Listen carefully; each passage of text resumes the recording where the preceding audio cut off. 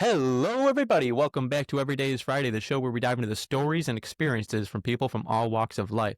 Today, I'm joined by Jack, a coach who helps men grow stronger in their body, mind, and spirit. He's a former D1 walk-on athlete and knows how to stay disciplined. We're going to talk about why your body and mind need to work together and why letting go of bad habits is so important. Let's get started, Jack. Welcome to the show. Thanks, Matthew. I appreciate it. Super good to be here, and yeah, excited to hear some more of your story and just get into the conversation. Let's do it. Yeah, I'm excited to hear all about you as well. And for the listeners who may not be familiar with your line of work yet, could you give us a quick rundown of who you are and what you do? For certain. So, super quick background on me. My name is Jack Landry. I grew up in Massachusetts. My story kind of starts in college. I went to Elon University, studied computer science there, played Division I football, was a walk-on, and had a little bit of adversity there with some injuries. It was kind of part of my journey as well, and then went into the working world as a software engineer in corporate, worked for Amazon for a couple of years, then went and did my own thing. Just did consulting in the same space, data analytics. And from there, I really saw while I was in my own journey within corporate how my focus was always on money and getting to that next level, getting the next job, getting the promotion. But when I looked at the rest of my life, there was nothing there. And I'd always told myself like the job was just to support the lifestyle I wanted. But on paper, that's not where my time and effort was being spent. It was only being spent on the job.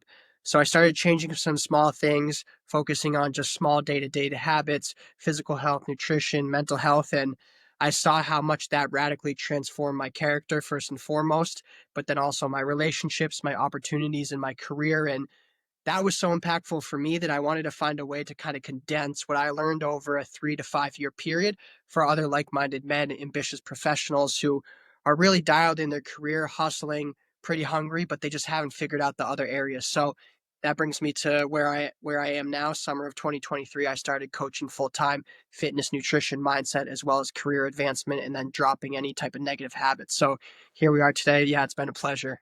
Yeah, Jack, it's always fascinating to hear the why behind someone's passion.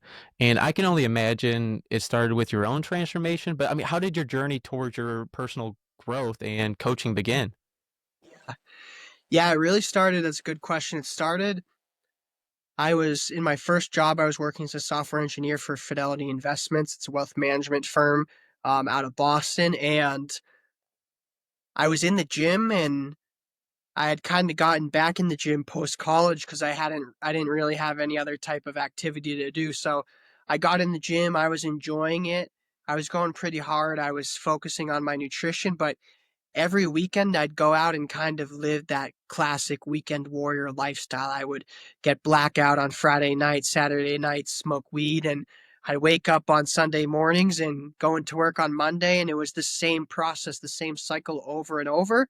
And it was like I worked so hard during the week and then I just sabotaged it weekend after weekend. So I was like, when am I going to stop doing this? I kind of got fed up with myself because it just didn't make sense. Like you either go all in or like, just settle for being okay. And so that was kind of the beginning of it when had enough of myself and I was like, I'm going to try to take this to the next level. And yeah, it started with my physique. I always tell people like the physical foundation has to come first because when your body is operating well, your body is almost like the engine to the car and you can think of the car as like your mind. So when your body's operating well, when the engine is taken care of, then your mind is operating well because your body's feeling good. You're not holding on to stress and anxiety. You're feeling energized. So that's going to translate to a clear and focused mind. You're able to think well. You're able to process your emotions and thoughts without being reactive. You're able to be responsive. So yeah, that was the foundation for me was just getting my body right. And then during that process, the negative habits continued to break off. I started focusing on my mindset more, and that brought me to where I am today. Yeah, it sounds like a full lifestyle shift you had there. And, I believe as well that the body is like a temple and your body, mind, and spirit should be all very strong in that temple. What does it mean to truly like elevate your body, mind, and spirit? Yeah. Yeah, I think it's powerful you touch on that the body is like a temple. And I personally, my faith is in Jesus. I believe in God. And so it speaks in the Bible of your body is the temple of God. And when I thought about that, I was like, okay, for me to have God dwelling within me, I probably need to take the best care of my body and truly steward my body like a temple. And that should put me in the best position to like actually be able to hear from God, right? So if my body's feeling good, just like we said, my mind is pretty clear. I'm pretty in tune with myself, but also like I'm pretty in tune with God because I'm almost operating at my highest level. I'm kind of operating in my natural order, like operating the way God created me to be. So it's almost like if you think of a newborn baby, how they come out of the womb, like they're pure, they're innocent, they're as healthy as they possibly could be in most cases. And it's like, can we, with all the distractions, with all the vices, can we return to that state as we continue to grow and mature? Um, and that, yeah, that's kind of what it means to me. And once again, it's like this alignment where the mind is not going to be where it can be unless the physical body is where it needs to be. And once again, the spirit is not going to be where it's capable of being unless your mind is in a place that is a firm foundation, a healthy, let's say a healthy garden for a spiritually sound mind. Now, why do you think most men struggle with that self-improvement? Yeah, that's a good question. It's a deep question. I think for a lot of men, it comes down to desire, right? They have an idea of what they want in life, but they don't know it with certainty. So when I have somebody come into my program, we always first get crystal clear on what I call as your vivid vision. It's like, let's get hyper specific about what you want your entire life to look like and what you want your character to look like. Because now I have an aiming point. I know where to head. And it's not just like I want to be in good shape. I want to be jacked. I want to have muscles. It's like, no, let's get super specific. Like, what body fat percentage? How much do you want to weigh? What size do you want your clothes to be? Because now we know exactly where to head. And the steps from where we are today to get to that, say we're going from point A to B, the steps to get from where we are today to that point are so much clearer because the destination is that much clearer. So, making sure you truly know what you desire with your life and also who you want to be, like who you desire to be. And you also have to, with that, be clear on like, why is that important? Because it's easy to think you desire certain things, but if you revisit the motivations, it's actually not in alignment with something that's true to you. So typically, our why has to come from an internal motivation, like something that's intrinsic, or if it's extrinsic outside of us, typically the only good motivator is to help or support somebody else. But where you'll see people kind of have wrong desires that are motivated by the wrong why is they're being motivated by something outside of themselves that's maybe like fitting in or social status. Like, I want to have this car because everybody else does. I want to have a six pack because all the people on social media do. So making sure it's truly aligned and it's a good reason. Like, I want to be in shape because I want to feel confident in my body. I know I'm capable of achieving this. And I also know me feeling the best and being in the best shape is going to help every other area of my life. I want to make X amount of dollars, $1 million a year because I want to live a certain lifestyle. I want to be able to support my family. I want my wife to be able to work from home if she wants, to be able to take care of just the family if that's something she desires. And I want to be able to take care of my kids, send them to school, give them great opportunities. So like those are some of my whys, right? And those help drive me towards kind of the goal. And I forget the exact word you used at the beginning of the question, but yeah, it's really like most men haven't gotten crystal clear on what they even want in life. So they're kind of just going through life and hoping opportunities present themselves instead of going and getting the opportunities themselves. No, it's so true what you're saying there. Knowing that why for everyone out there listening, it's so powerful to understand what you're going towards and why you're doing it. I mean, write it down and really understand what you want. What do you want out of this world? And most people I see this. They believe in the physical or mental health. You know, they kind of go between one or the other. Why do you believe the physical and mental health must be aligned together? Sure, yeah, it kind of comes back to that analogy of like the car and the engine.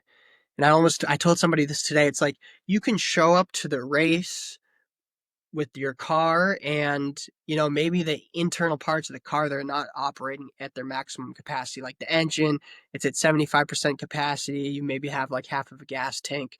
You're going to run the race, right? You're going to participate, but are you going to be able to put out your best? Probably not. And I look at life the same way, where your physical body is the foundation for your mental health. And I think a lot of people will think like you need to get your mind right before you start to get your body right. But it's almost like, what is the I don't even I haven't even articulated it this way before, but it's like our physical body is, we I think we would say like our brain and the capacity of like the ability to create thoughts and to process emotions, like the level of intellect, or yeah, the level of intelligence, and almost like creative design that our mind can do is definitely higher than the physical body, right? If you take away our mind and our emotions, our body and like the body of an ape, like we can probably compare in a lot of ways. So your body is ultimately the lower level part of your entire being. So it's easier to like, let's just get that physical being going first, because it's a simple process. It's almost like it's a machine. It's almost like you have a robot and you have AI. Okay, well, you have to just get the mechanics of the robot working first, and now you can add the AI and actually program the robot to think and act and speak like a human being, right? But if you get it to think and act and speak like a human being, and you have no foundation for that to be housed in, then it's really, one can't work without the other. So yeah, I've always felt that the physical will only enable your mind, and you can work on your mindset 100%. But still, if your body is completely neglected, then your focus, your energy, your clarity, your creativity, even your presence, like if you're a CEO or a high level professional, entering a room, you being charismatic, you being able to engage, to hold conversations, that's not going to be at its peak unless your physical body's at its peak. So that's why I think the physical has to come first. No, that is very powerful. And there's something written on my wall behind me. It says your mind has to be stronger than your feelings. And, if you really dive into that and you really think about it, your mind really does have to be stronger than your feelings. And, I was debating someone the other day about someone was depressed. And I was like, well, you tell me about what that depressed person is doing and how who's surrounding them, and what vices are they doing, who they're surrounded by, are they working out, are they sleeping well? And maybe I don't know what I'm talking about, but I mean, I'd love to hear your take on that.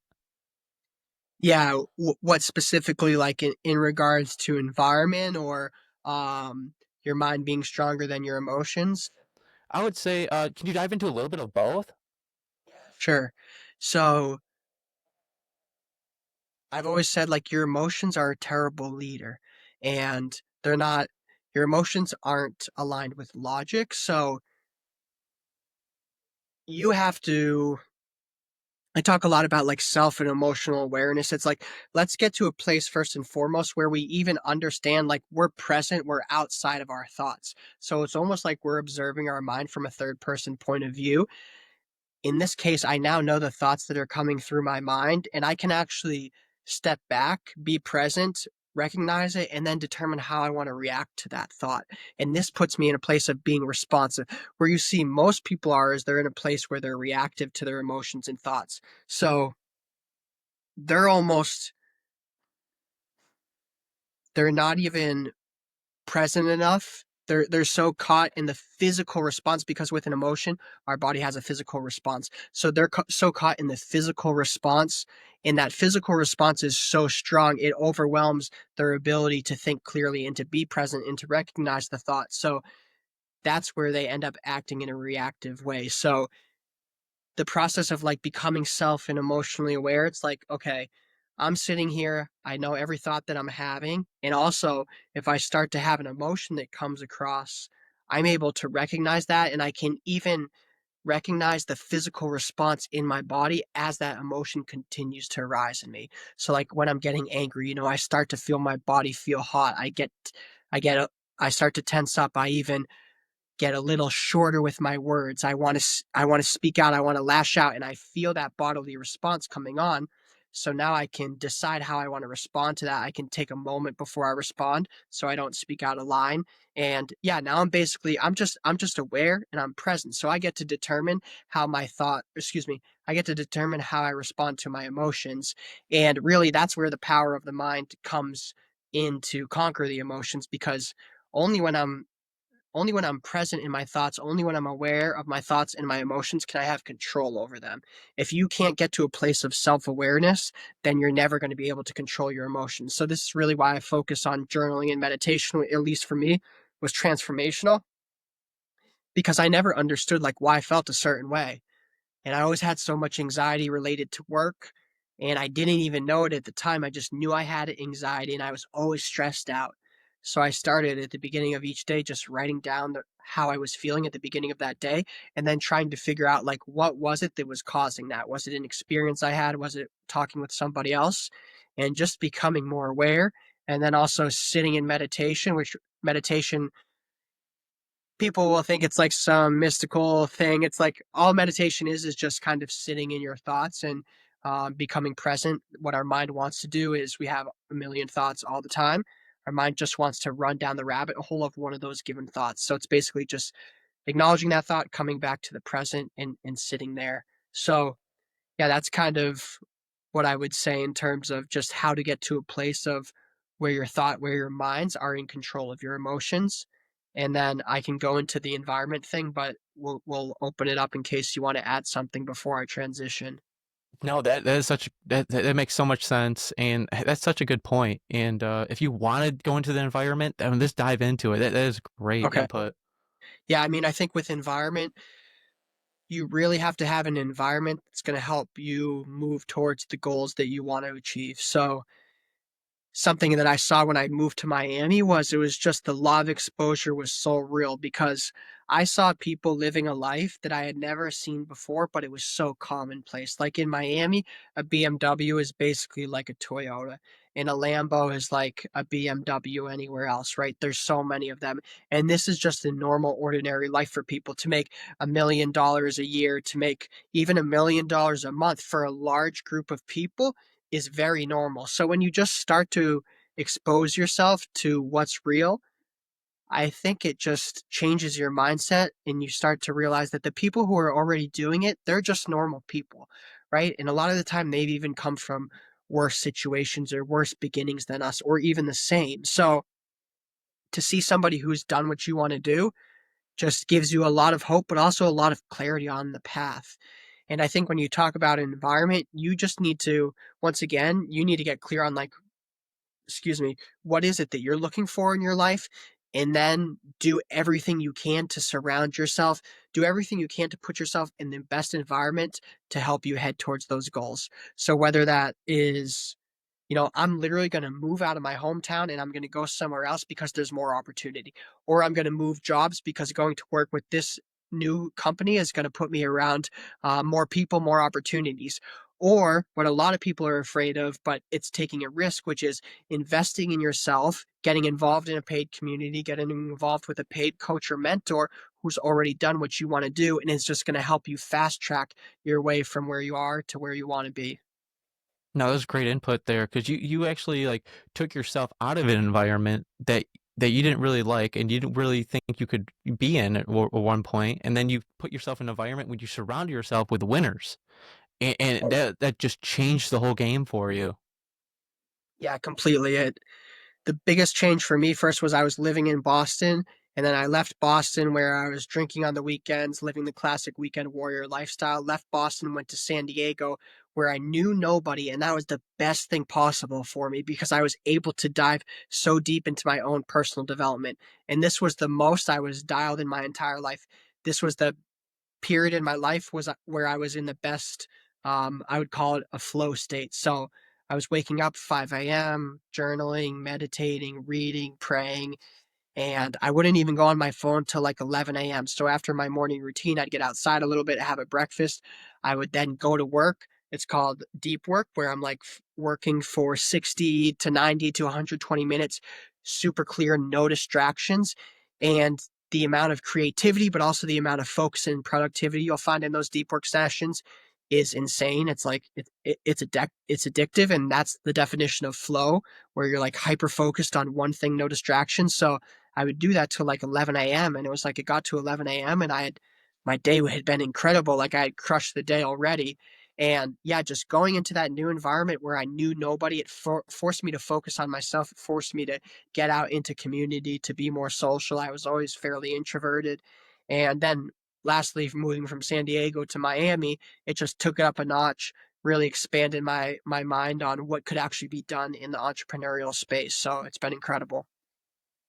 No, that's such a good point. I love how you actually like you moved cities. I mean, that is so big of a change, and you needed to do that for yourself to accomplish what you wanted to do. I mean, you're doing great things, Thanks. and I I really want your take on this. Maybe I don't know what I'm talking about, but I believe discipline is more important than motivation.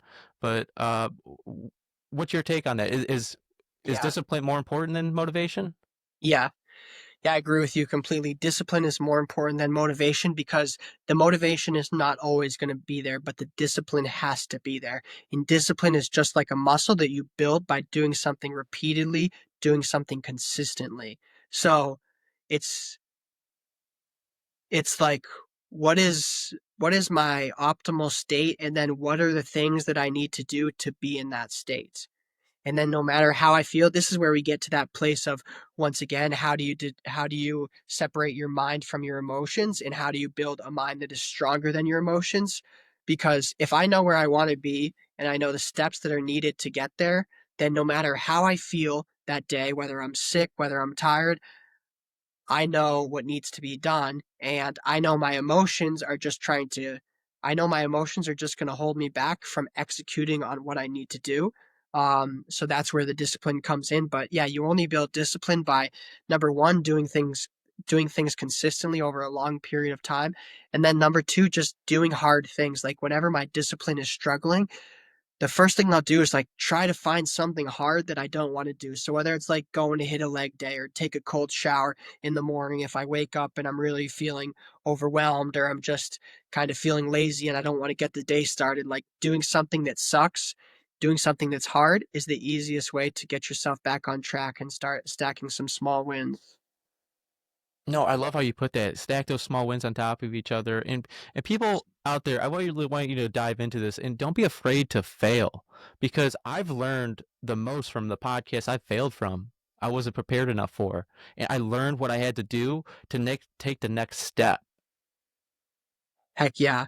Yeah, I think one of the biggest things for me was when I positioned failure as an opportunity to learn rather than a setback. That changed everything for me because when I repositioned failure, it gave me the opportunity to take on more risk. And when I took on more risk, that opened up more opportunities to learn, to expand, and to grow. Because I knew even if the thing I was taking on didn't result in exactly what I would want in the best case scenario, what it would result in is it would give me a little bit more knowledge and information about what was going to work eventually. It would bring me at least a couple steps forward, or excuse me, at least a couple steps closer to the solution. And that was the worst case scenario. And all it does is it gives you more information and more data. So maybe I learned some things that work and maybe I learned some things that don't. And that's ultimately helping me go towards get towards that final solution. It's like taking a practice test for an exam, right? Say your goal is to get 100 on that exam. You take the practice test and you only get a 50. Well, it's like, okay, I didn't actually fail, but what I did is I figured out I'm about 50% prepared, and there's about 50% more work that needs to be done. So now I know where I need to focus. And the next time I take the practice test, I get a 75 or 80. And now I'm getting even closer to the solution, to the goal of 100%, and I only have 25 to 20% to focus on. So, yeah, just positioning failure as an opportunity to learn, and something that no matter what is going to bring you closer towards your goal or the solution you're looking for has really been helpful for me. And what's been helpful for me is, before, you have a test the next day, for example, if someone studies the night before, they study the night before because they don't want to have that fail. They don't want to have that F. They want to get that A.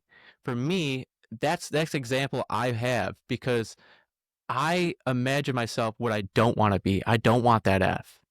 And Yeah. put myself in that situation of not like not oh I want to be the A, but I don't want to be the F. Yeah, that's really good.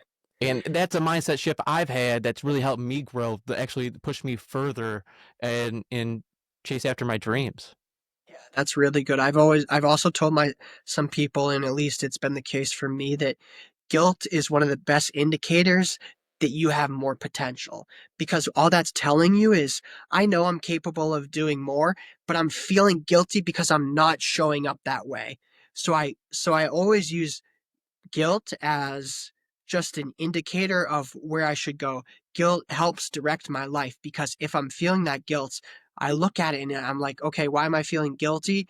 And typically it will expose to me like where I need to be spending more time and effort, or maybe it's like a relationship that I haven't been the best for a friend or a family member or a loved one.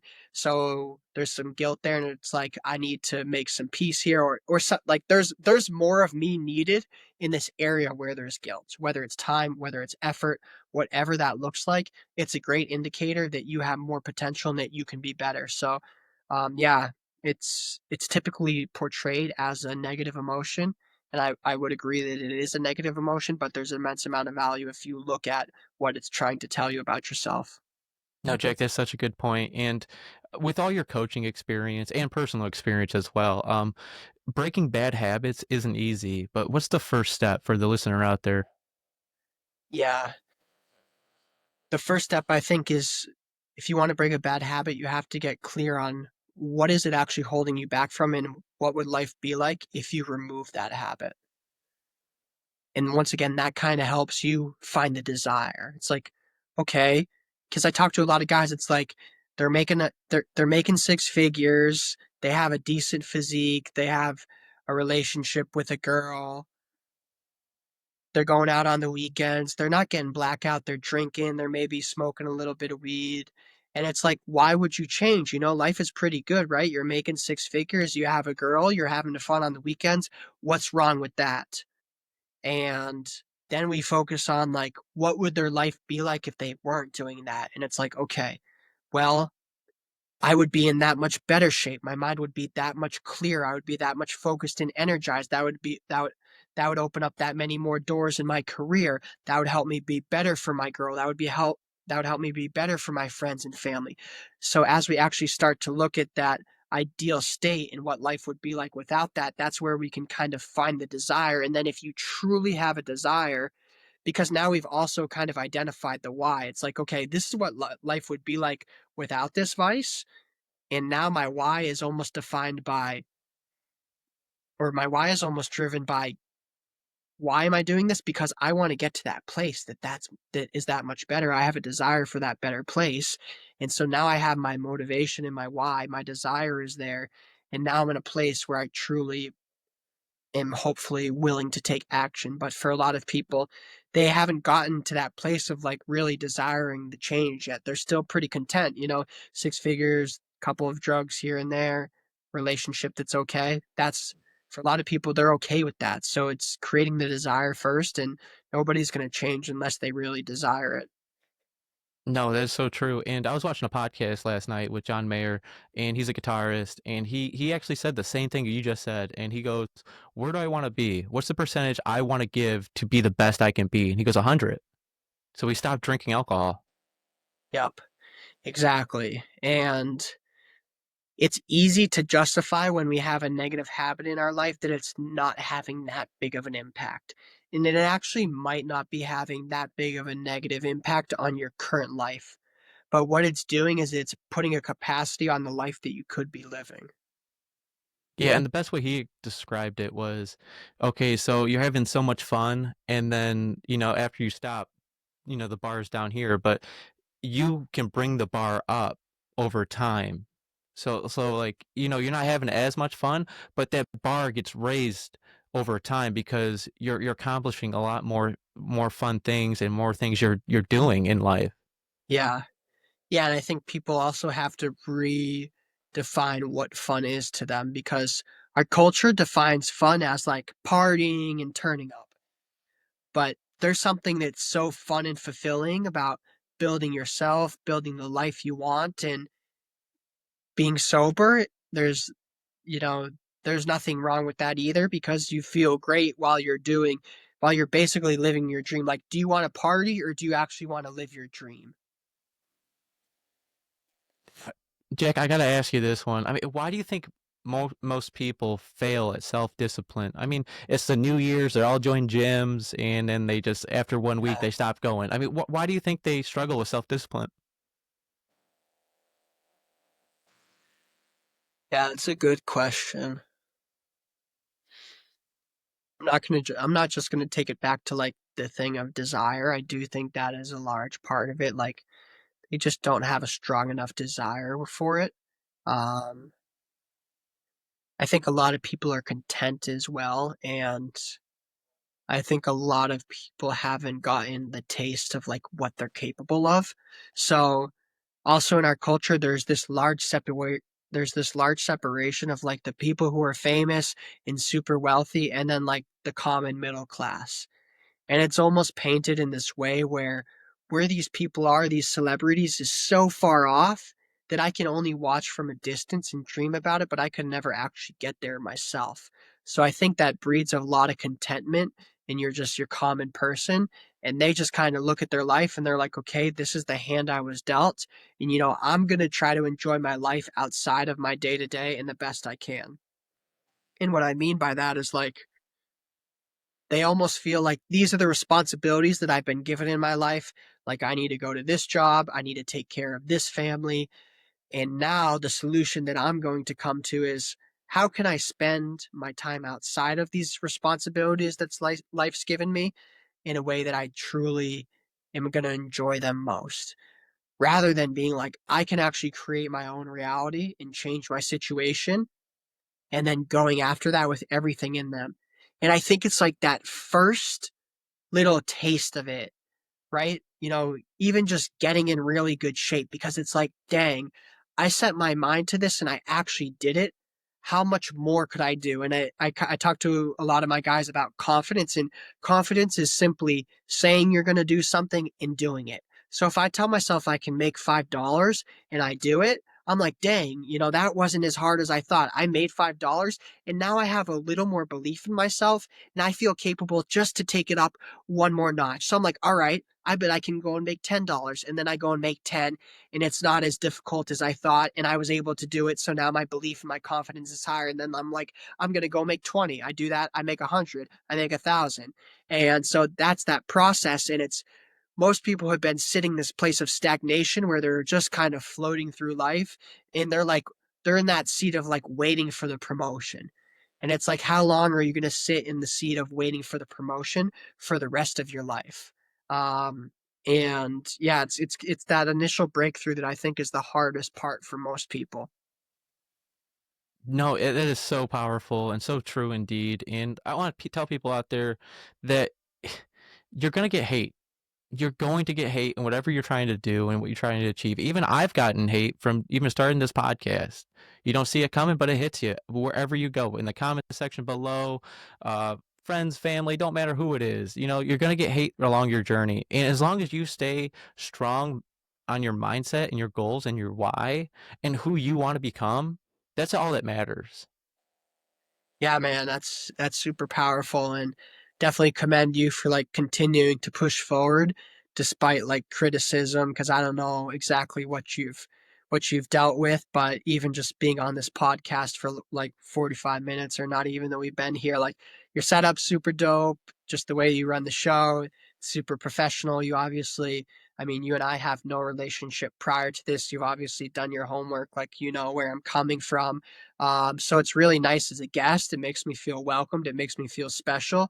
And you know how to tailor the conversation into something that's going to be valuable for your audience. So, yeah, I just commend you on that. You're doing something incredible. And I've definitely been in that same position where it starts to make people feel uncomfortable when you kind of break away from what everybody else is doing because now that you're doing it, those people who stood by your side, the rest, those people who stood by your side or excuse me, the people who stood by your side for your entire life, they realize, wow, this guy's doing it. I could be doing the exact same thing. But because they're not, they feel insecure and they feel challenged by your success. And that ends up being expressed as a lashing out, as a talking crap, yeah, just kind of as hate. So just staying clear and like, not listening to the noise and you have a purpose. Obviously, you're here with for a reason. And if your purpose is clear and you know how you need to show up every day, then it makes it easy to continue even despite the noise. No, I appreciate you saying that. I have great gratitude towards you, Jack. Thank you for saying that. I really do appreciate it. People don't understand the amount of homework that goes into something like this behind Yeah. the scenes, and I appreciate you saying all that. Oh, And yeah. like your content is amazing as well. I was watching your IG story before this, and you were talking about morning routines. I mean, what's your take on morning routines? Do you mind diving into that a little bit? Yeah, for sure. So I think morning routine, a lot of people will look at a morning routine and it's like all these small little things that don't make a big impact. But the reason I like a morning routine is I get to decide the man that I wake up as every day. So for me to be at my optimal state, I've realized by getting my physical body primed, now I'm energized, now I'm focused, my mind is clear, and getting my mind in a good place where I'm not responding to my emotions, I'm not reactive, I'm thinking clearly, I'm in a place where I'm responsive. That puts me in the best place to absolutely dominate the day, where as I go through the day, I'm disciplined. My body's not craving distraction. I'm staying focused. I'm working hard. I'm energized. I'm feeling good. I'm feeling creative. I'm able to deal with difficult conversations when something is thrown into my schedule and I have to readjust. Like I'm not flustered. I'm not overwhelmed with stress. I'm able to pick it up, make the adjustment, and move on with my day. So that's really why I like the morning routine. It's not about doing so many things. It's just like, what's the best thing that's going to put my physical body and my mind in the best place to conquer the day and to be at my best? And that's different for everybody, but that's why I like it. No, stacking those small wins, and for the for someone listening that wants to improve their life today, would you say that's a good start, a morning routine, to stay disciplined on that? Yeah, I think that's an incredible place to start. Like, find a routine that's 30 minutes to an hour maximum that's going to help you feel good, awake, and alert. And it's going to help you feel in a place of peace and a place of calm to start the day. So I would encourage you, don't be on your phone for whatever that period of time is. Do something to get your physical body going. So hydrate yourself. We wake up dehydrated, get some electrolytes in you. Do something to wake up your body, whether it's a cold shower, whether it's some breath work, whether it's like 25, 50 push-ups, something to just move a little light body weight movement. As your physical body wakes up, your mind is going to start to wake up, and then do something just to really connect with yourself, right? To become more aware of your thoughts and more aware of your emotions. So I'm going to sit in 10 minutes of silent meditation. I'm going to journal. I'm going to talk about how I'm feeling, try to determine why I'm feeling that way. I'm going to spend some time in prayer, getting closer to God, just studying the word. And yeah, just finding a place of peace, centeredness, and groundedness before you start the day. And now you're ready to start. And it's like you're not at the mercy of starting the day. Like, say you do that versus you just roll out of Mhm. bed and you jump into the car and you're thrown into traffic with people beeping at you. Like, it's the traffic is going to hurt so much more if you just get out of bed into traffic versus if you take the first 30 minutes or even an hour to get yourself ready and primed. Like, okay, the traffic sucks, but it's not going to be as big of a deal. No, that's such a good point. And for the listener out there, try it out for a week, and then really ask yourself if this actually helps you or not. I mean, really, just try it out for 1 week. That's all it takes to try something. And a lot of people just get out of bed and they start scrolling their phone. Yeah, that's literally the worst thing you can do. Yeah. And Jack, the show is called Every Day is Friday, and Fridays have a special energy, whether it's freedom, excitement, or just feeling of accomplishment after a long week. I want to hear from you. What does Friday mean to you? It's awesome. Um, Friday for me.